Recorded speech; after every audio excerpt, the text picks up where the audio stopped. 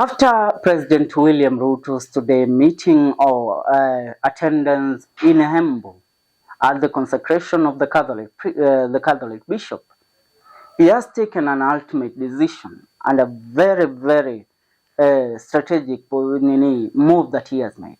According to the intel we have, the president has currently convened a meeting between him and the archbishops and the bishops of the Catholic Church.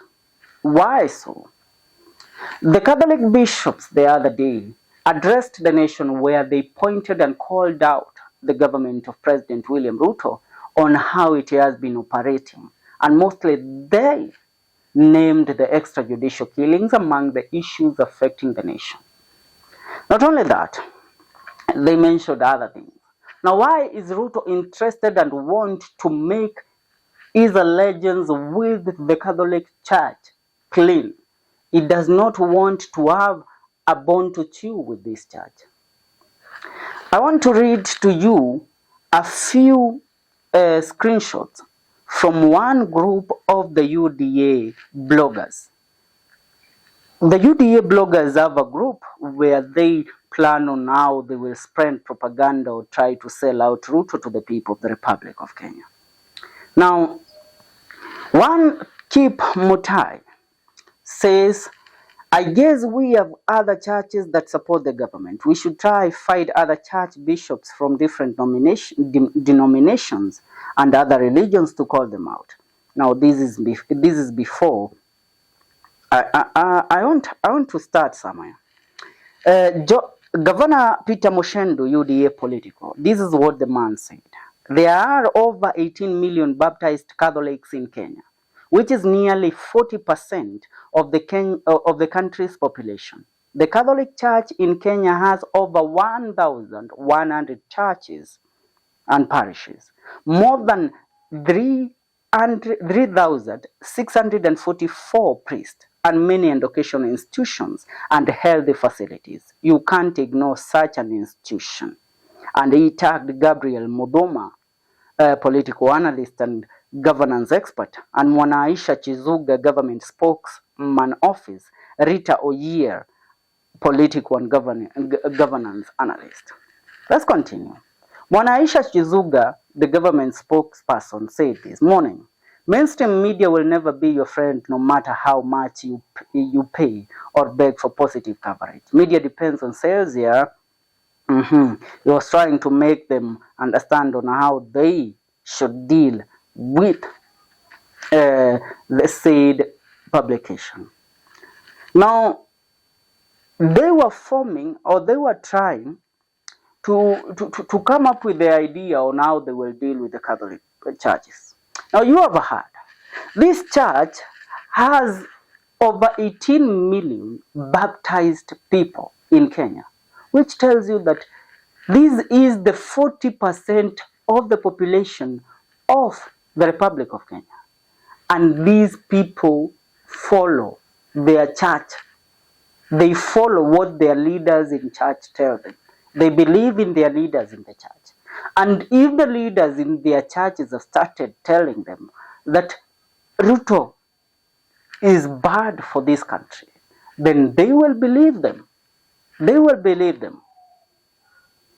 And Ruto will lose big time. That's why he has made a swift move to convene a meeting with these bishops, priests, and archbishops, so that he will try and convince them, even make a move of buying them out, so that they will allow the UDA and the Kenya Kwanza regime to continue preaching their politics in the podiums of the Catholic churches, to preach their politics in the Christian population in the country. Should I remind you that the Catholic Church has the largest population of Christianity in Kenya? That tells you something. If they lose, if Ruto and these people loses the position of them being even invited in the Catholic churches during fundraisers, during launches, during consecration, then they have lost. Then the government has lost a very crucial campaign tool, which is the Catholic Church, a very instrumental campaign tool in the Republic of Kenya, because in Kenya we all know politics happens in churches mostly. Right now, there are no political rallies that are held. So they use the churches as a venue of pushing their political agendas. What if they lose that? That means they have lost a big time. So Ruto is trying to smitten the heart of these people, trying to make them understand that, you know what, I got you, so you must have my back. Let's look at other churches. And I tell you, Christianity, 90% of Kenyans are Christians. The 70% of the Christians come from Catholic. 10% come from the independent church. The other percentage comes from PCA, Anglican Church, Methodist Church, and the other churches.